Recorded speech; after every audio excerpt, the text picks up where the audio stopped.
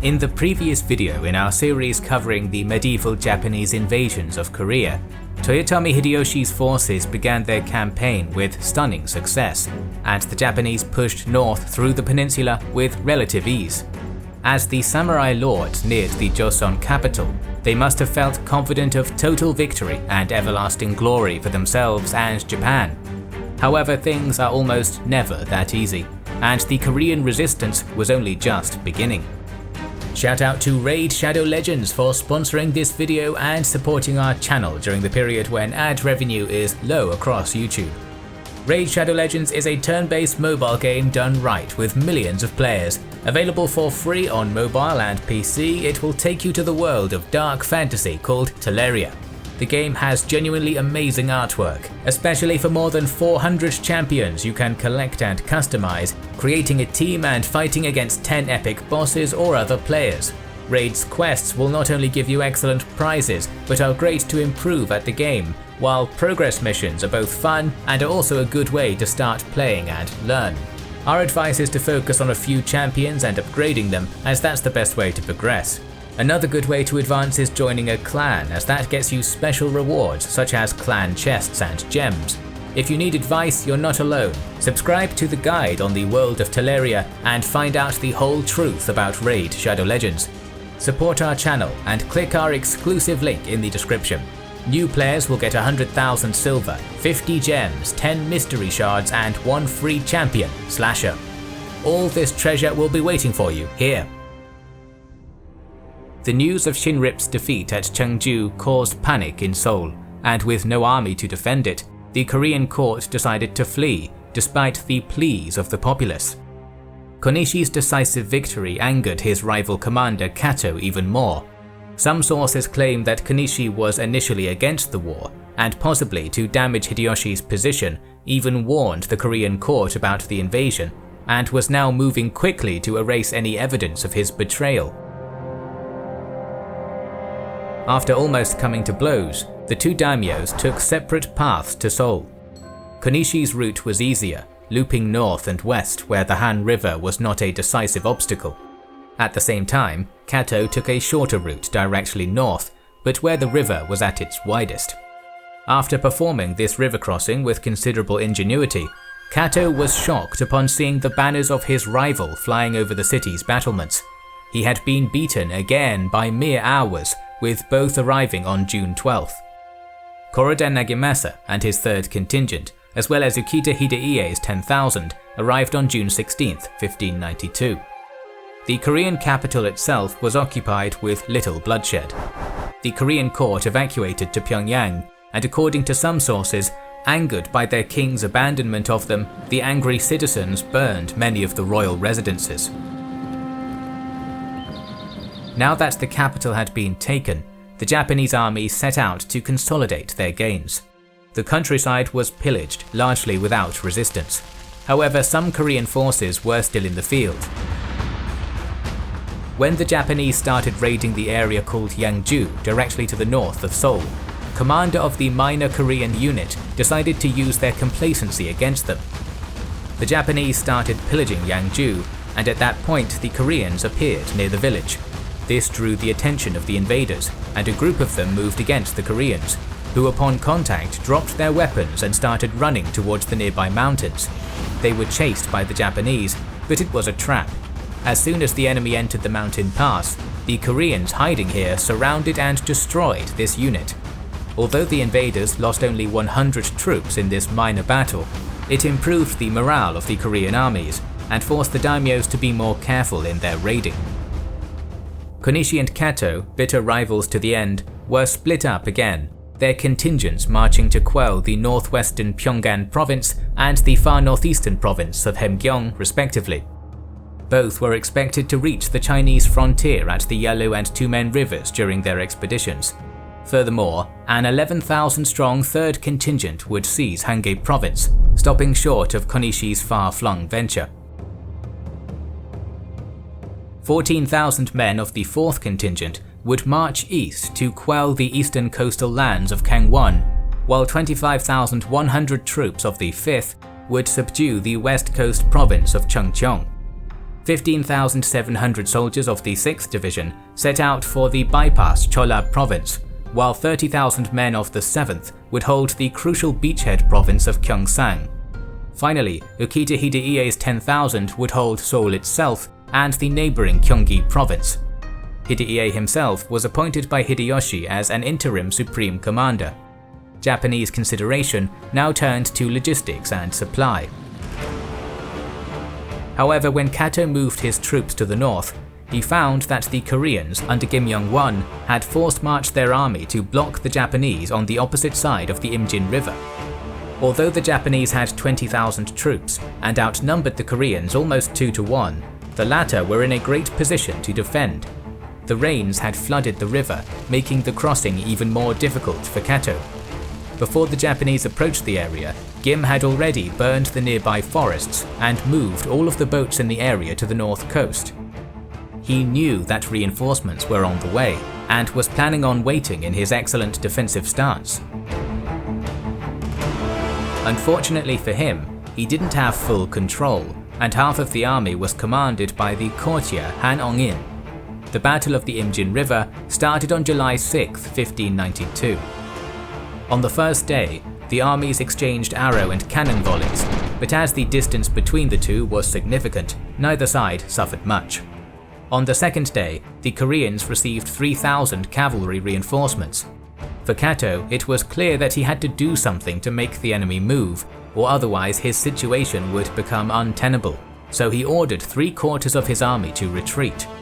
The experienced Kim had already seen this tactic fighting the Cheon in the north, but the inexperienced General Shin Hal was sure that he was about to score a glorious victory and decided to attack.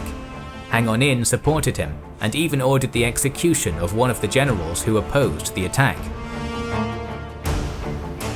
Kim couldn't let the army advance without him, so he had no choice but to join Shin Hal when the latter started crossing the river. Soon the entire Korean army was on the south side of the Imjin River. Showing no signs of resistance, the 5,000 Japanese started fleeing, which only encouraged Shin Hal. Both armies entered a mountainous area to the south, and immediately after the Koreans were deep enough, Kato gave the order. Muskets sent volley after volley into the pursuers. The battle was over in a matter of minutes. The Japanese lost almost no troops, while more than 10,000 Koreans were dead, with only a portion of the cavalry managing to flee back across the river. Kato was now free to move north, but logistics was still a huge problem for the invading army. With its task of ferrying 8 armies now complete, the 700-ship-strong Japanese fleet began probing west from Busan along the treacherous Korean south coast. They were moving directly towards Chola, where Yi Sun-shin held command. The Korean navy as a whole was in a dire state, as most of the vessels of Gyeongsang were burned or scuttled.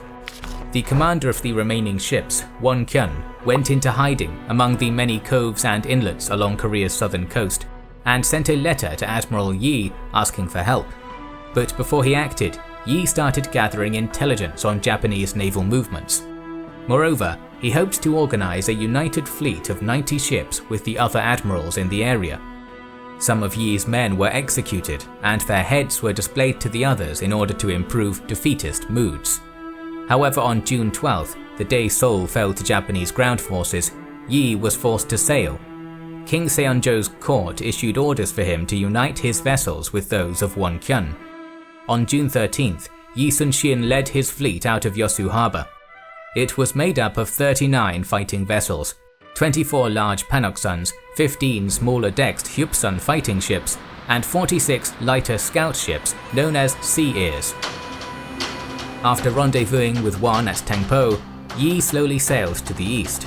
As his makeshift navy rounded the edge of Koje Island and began working its way north, a scout ship approached them with a message that a fleet of Japanese ships was at anchor in Okpo port. This village was situated inside a large bay not too far up the coast of Koje Island, so it was there that the first naval battle of the war would be fought.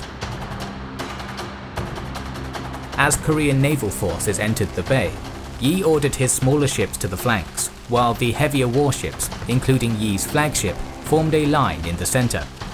He sent a message to each of his captains, warning them not to give way, but to stand like mountain castles. Then he ordered an advance. More than 50 enemy transports were at anchor in front of Okpo village. Most were unmanned, ransacking the village in search of loot and setting fire to houses. Only when Korean ships neared them were they seen by the Japanese, due to the fact that smoke from the burning village obscured their vision. The Japanese hastily rushed back to their ships, attempting to lift anchor and then hugging the coast rather than heading for the open sea. Yi's fleet attacked, engaging the Japanese at a distance and encircling them before opening fire with cannons and fire arrows to the beat of their admiral's war drum. Though Japanese arquebusiers attempted to fire back, the distance meant that Yi's enemies could not attempt boarding actions, and they were gradually destroyed, one ship at a time. When this fleet had broken, its crewmen dead or fleeing back to shore, 5 more ships were spotted in the evening near Happo, 4 of which were also destroyed by Yi. 26 ships of the Japanese Navy were destroyed on the first day, without a single loss for Yi Sun-shin's armada. The next morning, 13 additional Japanese ships were spotted near Jinhae. Yi once again destroyed 11 out of that number without suffering any losses. During these victories, Admiral Yi was often amused by the exotic trophies taken from enemy ships, particularly their elaborately ornate helmets, which were sent to the king Seonjo alongside the news of the victory. The harrowing experience of civilians Yi encountered after Okpo further enraged him, providing proof to him of Japan's savagery. The admiral then retreated back to Yosu in order to reorganize his forces. These naval defeats made the Japanese realize that the Korean Navy was not yet defeated, and they sent a force of ships to deal with Yi in early July. Being notified of this expedition to destroy him, the admiral sailed east on July 8th with only 23 warships. He had discarded the smaller Sea Ear scout ships and replaced them with something altogether more formidable and far more famous, the Kobuksun, otherwise known as the Turtle Ship. The Turtle Ship was 28 meters long, 9 meters wide, and 6 meters high, making it a fairly large ship for the time. It sat low in the water, which allowed it to come in under the massive Japanese castle ships and blast their hulls with cannon fire and archery.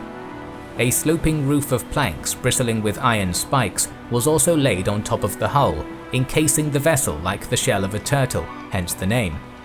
Around 15 of the advanced Korean cannons were mounted on each of these ships, along with a platform of archers. With his ships ready for battle, Admiral Yi sailed for Sacheon, where around 50 Japanese ships were anchored, including 12 warships. The Japanese troops were fortified on the cliffs above the bay, where the Japanese commander, Wakizari Yasaharu, made his command post. Though Yi realized that he could not risk closing with an enemy which possessed such fire support from the land, he also knew the Japanese capacity for arrogance, so he sent a small force into the bay as bait and then had it turn and retreat as though fleeing in terror. Seeing this apparent display of weakness, Yasaharu's men ran down from the heights and embarked on their ships, pursuing Yi's navy into the middle of the bay.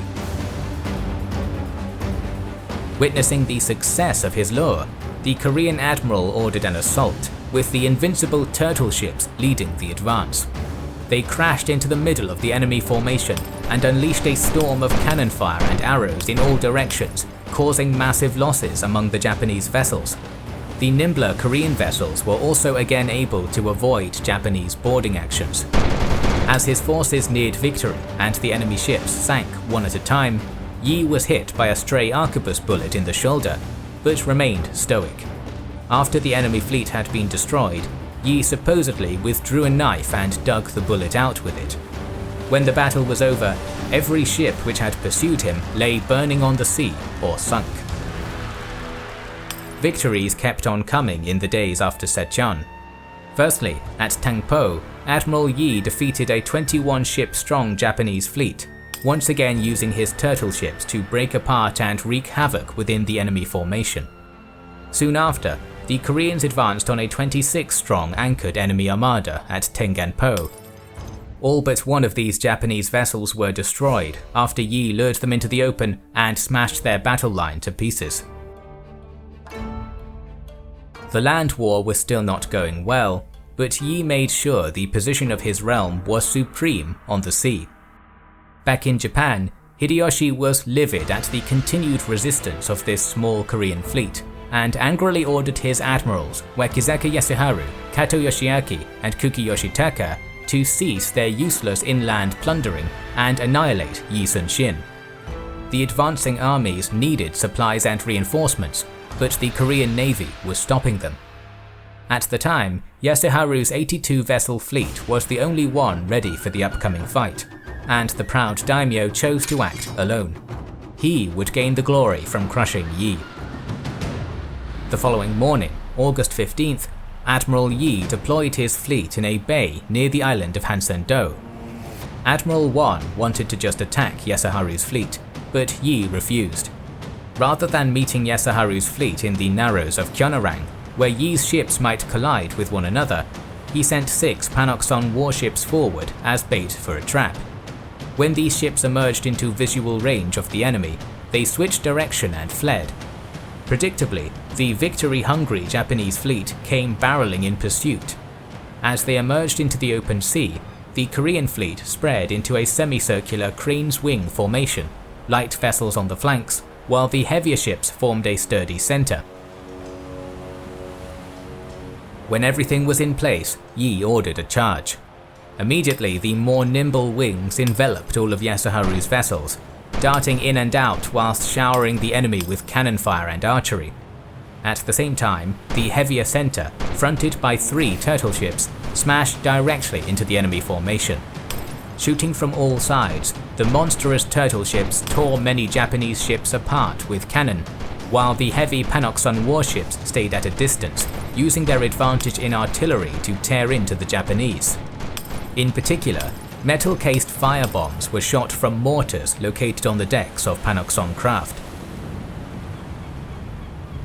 Only when the opposing ships were crippled did the Admiral give the order to board and finish them off in melee.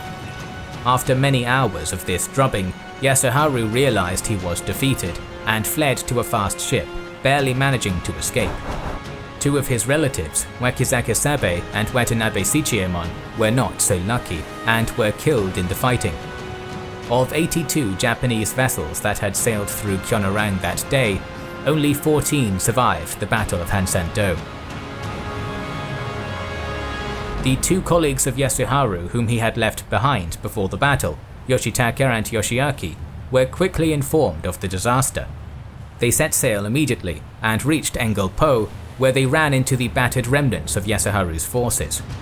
1 day later, on the 16th of August 1592, favourable winds prompted Yi to follow his defeated foe, arriving outside Okpo harbour and deploying his navy in the Crane's Wing formation once again. This time he faced a total of 42 Japanese warships at anchor, protected by their own armaments, land fortifications on the nearby coast, and shallow waters in the bay itself. Yi first attempted to lure the Japanese out with bait as he had many times before, but the Hansando experience wizened his enemy to that tactic, and it garnered no response. Instead, the Korean admiral changed tactics, arranging for a continuous relay of ship squadrons to row into cannon range, unleash their destructive artillery volleys on the Japanese, and then withdraw to safety. This rolling bombardment was devastatingly successful. Almost all of the pirates, as Yi called them, were killed, especially on the larger craft which had been the primary targets. Seeing that a few ships had been left undamaged, Yi now called his vessels off. Many Japanese had escaped to the nearby shore and would probably wreak a terrible vengeance on Korean civilians if their means of escape was destroyed. Aiming to avoid unnecessary suffering among his people, the Joseon fleet withdrew to open water for the night. When they returned at dawn the following day, all Japanese survivors had fled and the local inhabitants were unharmed. Yi still had not lost a single vessel in combat.